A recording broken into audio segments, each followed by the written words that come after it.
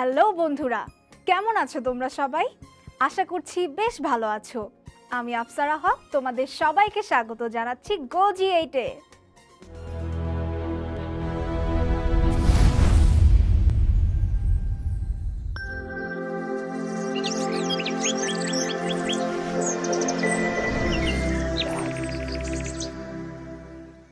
বন্ধুরা, আগের পর্বগুলোতে আমরা সবাত শ্বসন সম্পর্কে বিস্তারিত আলোচনা করেছি। আমরা এটিও জেনেছি সবাত শ্বসনে 38 অণু এটিপি তৈরি হয়, তাই না? কিন্তু কিভাবে হয় সেই হিসেবটি কি জানো তোমরা? তাহলে চলো আজকের পর্বে আমরা জীববিজ্ঞান প্রথম পত্র বইয়ের 9ম অধ্যায় উদ্ভিদ শারীরতত্ত্ব থেকে প্রথমেই আলোচনা করব সবাত শ্বসনে গ্লুকোজ জারণের ফলে প্রাপ্ত মোট শক্তি নিয়ে। এরপর আমরা অবাত শ্বসন ও এর ব্যবহার এবং শ্বসনের প্রভাবক সমূহ নিয়েও আলোচনা করব। তাহলে চলো শুরু করা যাক। বন্ধুরা, তোমাদের কি মনে আছে গ্লাইকোলাইসিস ধাপে কয়টি এটিপি তৈরি হয়েছিল? 2টি এটিপি, তাই না? আরও কি উৎপন্ন হয়েছিল তা কি মনে আছে? 2টি NADH ও হাইড্রোজেন আয়ন। তো বন্ধুরা, এখানে একটি ব্যাপার হলো একটি NADH ও হাইড্রোজেন আয়ন থেকে 3টি এটিপি তৈরি হয়। তাহলে গ্লাইকোলাইসিস ধাপে 2টি NADH ও হাইড্রোজেন আয়ন থেকে 2 গুণ 3 বা 6টি এটিপি তৈরি হয়। অর্থাৎ গ্লাইকোলাইসিস ধাপে মোট এটিপি তৈরি হয় 8টি। বন্ধুরা, এবার চলো ক্রেবস চক্রের হিসেবে। অ্যাসিটাইল-কোএ সৃষ্টির সময় 2টি NADH ও হাইড্রোজেন আয়ন তৈরি হয়। তাহলে 2টি NADH ও হাইড্রোজেন আয়ন থেকে 6টি এটিপি তৈরি হয়। এরপর দেখো মূল ক্রেবস চক্রে কি হচ্ছে। 6টি NADH ও হাইড্রোজেন আয়ন থেকে 2টি FADH2 এবং 2টি এটিপি তৈরি হয়। 6টি NADH ও হাইড্রোজেন আয়ন থেকে 18টি এটিপি তৈরি হয়। আর বন্ধুরা, একটি FADH2 থেকে 2টি এটিপি তৈরি হয়। তাহলে 2টি FADH2 থেকে কয়টি এটিপি তৈরি হবে বলো তো? বন্ধুরা, 2টি FADH2 থেকে 4টি এটিপি তৈরি হবে। তাহলে ক্রেবস চক্রে নিট 30টি এটিপি তৈরি হয়। গ্লাইকোলাইসিস ও ক্রেবস চক্র মিলে তাহলে 8 যোগ 30 বা মোট 38টি এটিপি তৈরি হয়। তোমাদের মনে হয়তো প্রশ্ন জাগছে, এই যে NADH ও হাইড্রোজেন আয়ন এবং FADH2 কখন ও কিভাবে এটিপিতে কনভার্ট হয়? এটি ঘটে শ্বসনের ইলেকট্রন ট্রান্সপোর্ট সিস্টেম পর্যায়ে। এই পর্যায়ে আগের ধাপ দুইটিতে উৎপন্ন NADH ও হাইড্রোজেন আয়ন এবং FADH2-তে ধারণকৃত উচ্চ শক্তিসম্পন্ন ইলেকট্রনকে কার্যোপযোগী শক্তিতে রূপান্তরিত করতে অক্সিজেনের উপস্থিতিতে এটিপিতে রূপান্তর করা হয়। বন্ধুরা, এতক্ষণ তো এটিপি হিসাব দেখলাম আমরা। এবার আমরা কিলো ক্যালোরিতে হিসাবটি দেখব। সাধারণত যা হয়, 1 মোল গ্লুকোজ পোড়ালে 686 কিলো ক্যালোরি শক্তি পাওয়া যায়।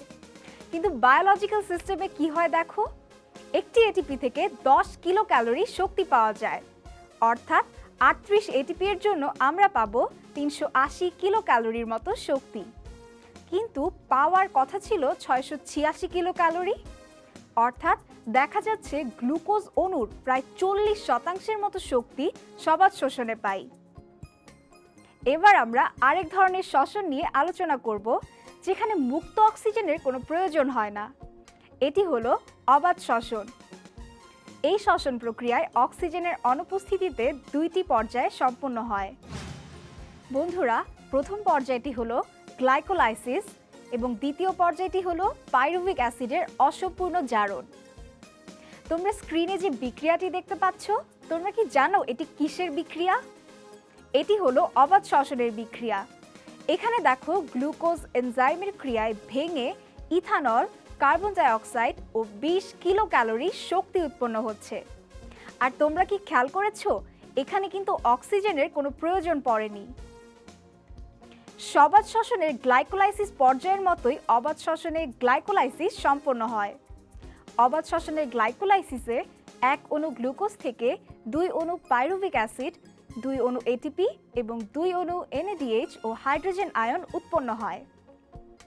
এরপর শুরু হয় পাইরুভিক অ্যাসিডের অসম্পূর্ণ জারণ। বন্ধুরা, এই পর্যায়ে পাইরুভিক অ্যাসিড অসম্পূর্ণভাবে জারিত হয়ে ইথানল ও কার্বন ডাই অক্সাইড বা ল্যাকটিক অ্যাসিড তৈরি করে।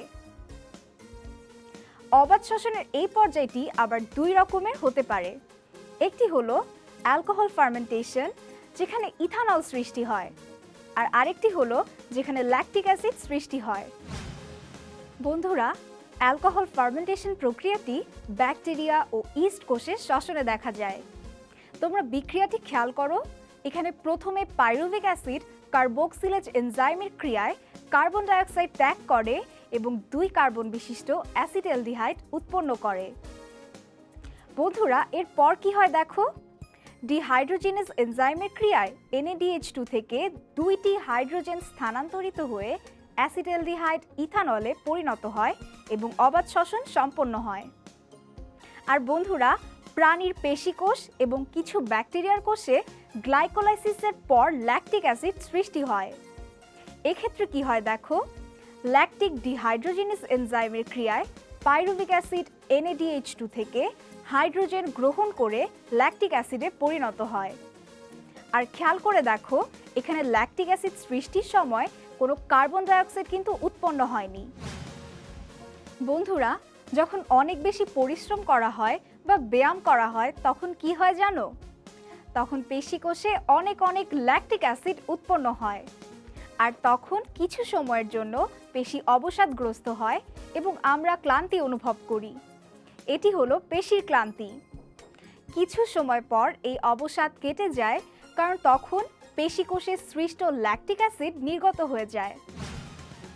আচ্ছা, তোমরা কি গাজন বা ফার্মেন্টেশন প্রক্রিয়ার নাম শুনেছো? ফার্মেন্টেশন কিন্তু এক ধরনের অবাধ শ্বসন।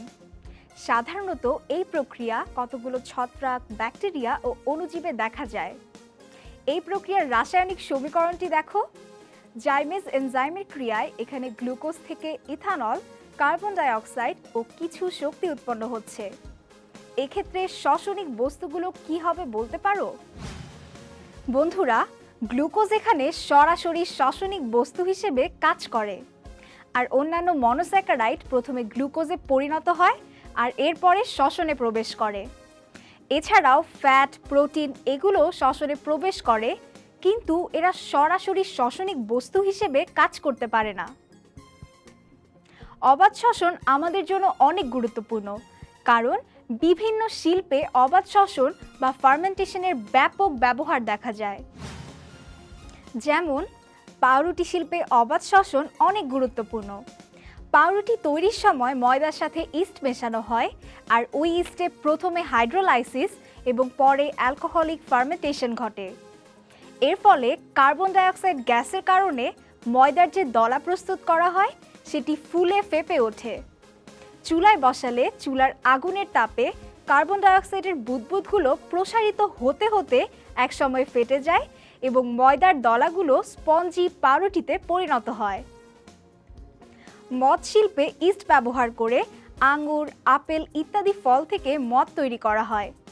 এছাড়াও তালের রস, খেজুরের রস, চিটা গুড় থেকেও অ্যালকোহল ও দেশি মদ তৈরি করা হয়। এরপর আছে দুগ্ধ শিল্প। তোমরা কি জানো দই হলো ফার্মেন্টেড দুগ্ধজাত পদার্থ।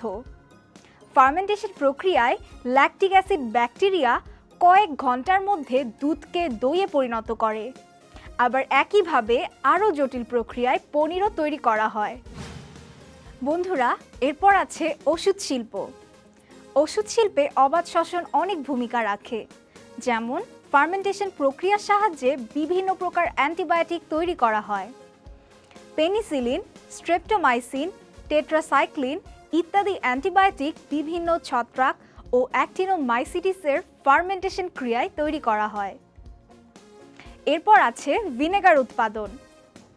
প্রথমে গুড়ের মধ্যে ইস্ট মিশিয়ে ইথাইল অ্যালকোহল উৎপন্ন করা হয়। এতে থাকা অ্যাসিডোব্যাক্টর অ্যাসিড নামক ব্যাকটেরিয়ার ক্রিয়ায় ভিনেগার উৎপন্ন করা হয়। এরপর আছে চা ও তামাক শিল্প।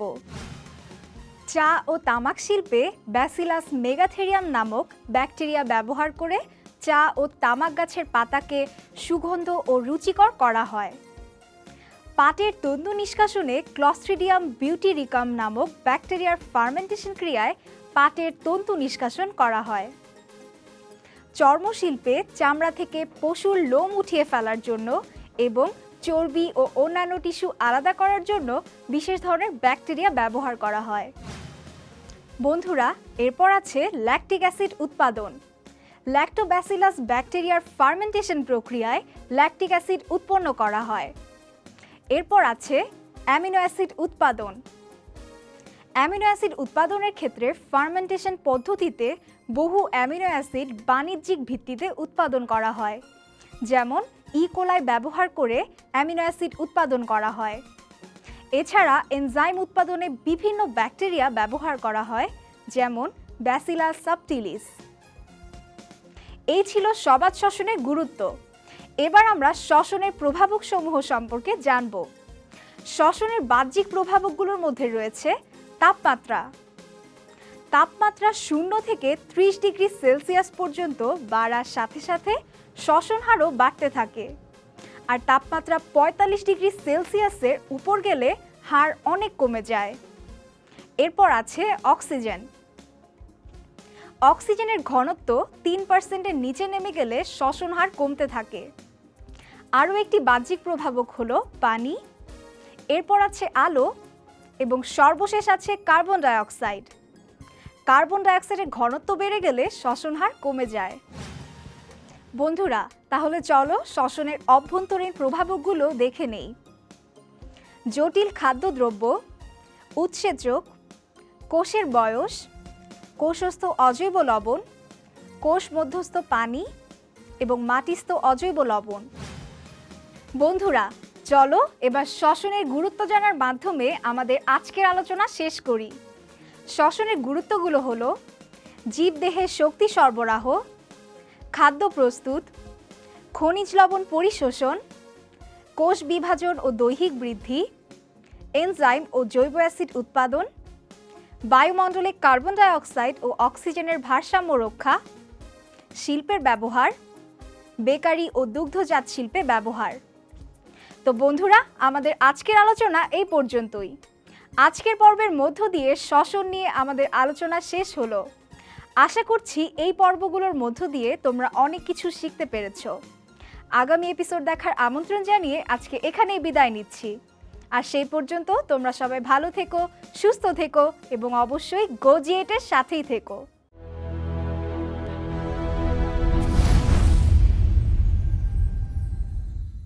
বন্ধুরা, তাহলে চলো এতক্ষণ আমরা যা আলোচনা করলাম সেখান থেকে কিছু গুরুত্বপূর্ণ নোটস দেখে নেই। অবাত শ্বসন অক্সিজেনের অনুপস্থিতিতে সম্পন্ন হয়।